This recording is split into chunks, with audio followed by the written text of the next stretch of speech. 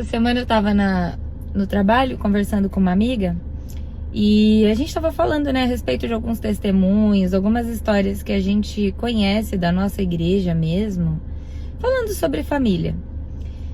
E quantas histórias de sucesso, quantos testemunhos de sucesso, mas também quantos casos tristes em que a gente viu as pessoas desistirem na metade do caminho, sabe? E eu fiquei pensando assim na minha história, como Deus mudou a minha vida, como Deus mudou a minha circunstância, porque eu tenho certeza que se eu não tivesse conhecido Deus na época que eu conheci, hoje eu não estaria casada, eu não teria mais uma família. E eu ainda oro a Deus por questões específicas que ainda não aconteceram, mas eu tenho muita fé que vão acontecer. E a gente estava falando disso, sabe? Essa amiga, ela também tem orado há muito tempo pela família dela.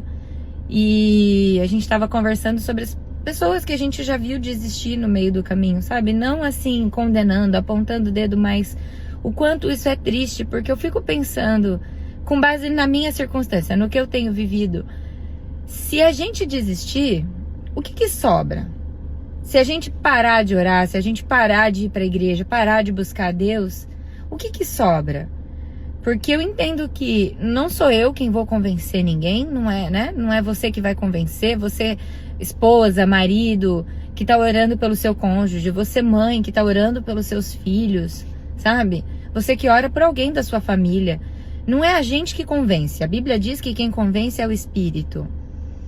Mas a gente, quando ora, tem um poder muito grande, né? Porque a Bíblia fala que tudo que a gente pedir ao Pai, em nome do Filho, Ele fará. Claro que é tudo que está alinhado com a vontade dEle. Não é qualquer pedido sem pé nem cabeça. E as coisas não vão acontecer na hora que a gente quer, porque o tempo de Deus é diferente. Mas se a gente desistir, o que vai sobrar? Porque quando eu oro, eu tô entregando para Deus a vida daquela pessoa, eu tô intercedendo por ela, né? Vamos falar especificamente de pessoas ou de situações, pessoas que estão orando para ter filhos, pessoas que estão orando por uma condição de doença, por exemplo, né? Quando a gente ora, a gente está intercedendo por alguém. Eu tô lutando a favor da pessoa. Eu tô intercedendo pela vida dela, eu tô colocando o controle nas mãos de Deus. Porque quando a gente tá no mundo, gente, a Bíblia fala que a gente é filho do mundo, a gente é filho da ira. A gente não é, a gente é criatura de Deus, mas quando a gente conhece a Deus, entrega a vida para Ele, reconhece o senhorio de Jesus, nós passamos a ser filhos de Deus. E como filha, você tem autoridade, você mãe, você esposa, de orar pela vida dos teus filhos, do teu marido, de entregar aquilo ali para Deus, de colocar Deus na frente, de colocar Deus no controle. Não desiste, porque se você desistir, o que vai sobrar? Se você entregar, o que vai sobrar? Sabe? Eu já vi pessoas, eu já ouvi pessoas me dizerem, eu não preciso ir para a igreja para orar. Deus me ouve na minha casa. Eu sou igreja onde eu estiver. Mas esse é um engano, gente. Deus ouve você na sua casa, Ele ouve a oração que você faz no seu secreto, Ele ouve a oração que você faz no meu carro. Quantas orações eu não faço no meu carro? Mas eu oro na minha casa, eu oro na igreja. A Bíblia fala que nós somos membros de um corpo. E a cabeça desse corpo é Cristo. Mas todo membro, para ser um membro funcional, ele tem que estar no corpo. Você sozinho é só um membro.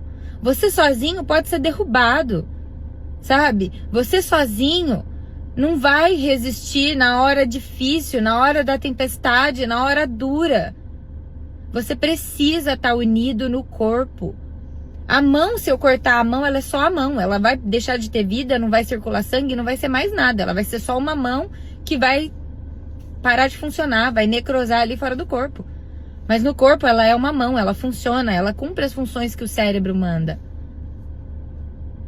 Agora, se a gente desistir, gente, de orar, se a gente desistir de ir para a igreja, se a gente desistir, não tá acontecendo, eu tô orando há anos por isso e não tá mudando.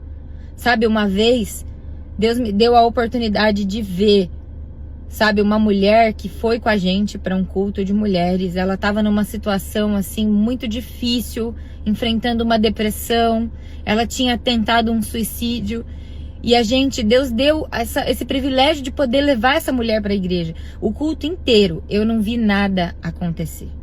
Tudo que eu pensava durante o culto era: Senhor, faz alguma coisa. Faz alguma coisa, porque eu olhava para ela e eu não via nada. Sabe quando você olha para o deserto e você só vê seco? Você olha uma planta agora no outono, no inverno, e você vê ela seca e você pensa, não tem vida ali. E quando chega a primavera tá tudo verde de novo. Eu olhava para ela e eu não via nada. E no final daquele culto, quando a pessoa que estava pregando fez o apelo, ela levantou. Eu não acreditava. Ela levantou e ela aceitou Jesus. Quanto testemunho eu já ouvi de casamento que chegou a acontecer divórcio e depois Deus encontrou a parte que não queria saber e mudou a circunstância. Sabe, gente, cura. Eu já ouvi tanta coisa que não tem como. Você lê a sua Bíblia, não tem como você não acreditar nesse Deus tão maravilhoso, porque, gente, Deus é Pai. Ele é Pai.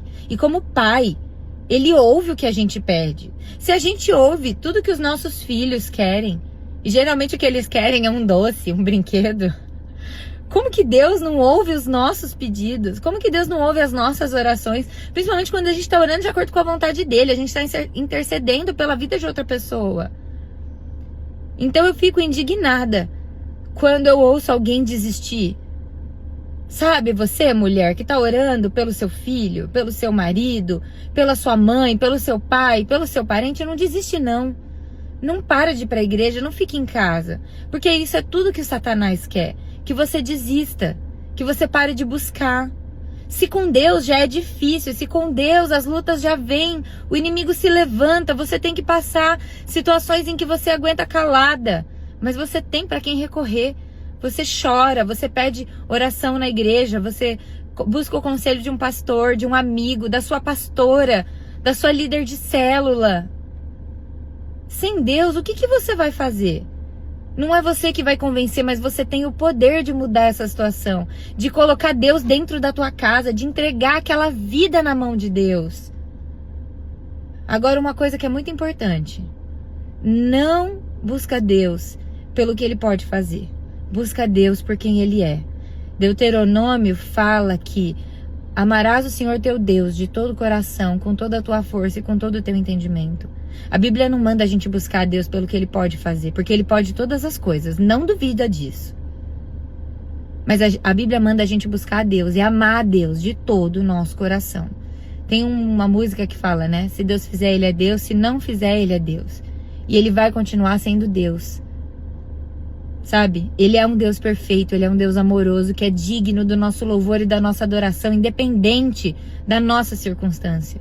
Chorando, sorrindo, no dia da vitória, no dia da tristeza, no dia do luto, Ele é Deus. Ele vai continuar sendo Deus e Ele é digno de louvor e de adoração. Essa palavra pode parecer meio dura, meio insensível, sabe? Mas às vezes a gente precisa desse chacoalhão. Não desiste. Não fica na sua casa prostrada, chorando. Vai para a igreja. Quer prostrar? Prostra na igreja. Quer chorar? Chora diante de Deus. Mas não cai na armadilha de que você pode fazer sozinho, porque sozinho a gente não pode nada. A gente precisa um do outro. A gente precisa de Deus em primeiro lugar e a gente precisa uns dos outros. Não desiste, porque Deus vai te dar vitória para aquilo que você está buscando. Deus te abençoe, que Ele te fortaleça, que você tenha força para cada dia da sua vida buscar Ele. Vai com choro, vai com lágrima, vai sem vontade, vai com cansaço, mas vai. Porque a casa de Deus é o lugar certo para você entregar tudo aquilo que o seu coração não aguenta carregar sozinho. Entrega no seu quarto também, mas não deixa de orar para Deus, não deixa de estar no culto, não deixa de agradecer, não deixa de louvar. Porque, gente, esse Deus é digno. O nosso Deus é digno. O nosso Deus merece que a gente esteja lá para louvar e glorificar o nome dele. Deus te abençoe.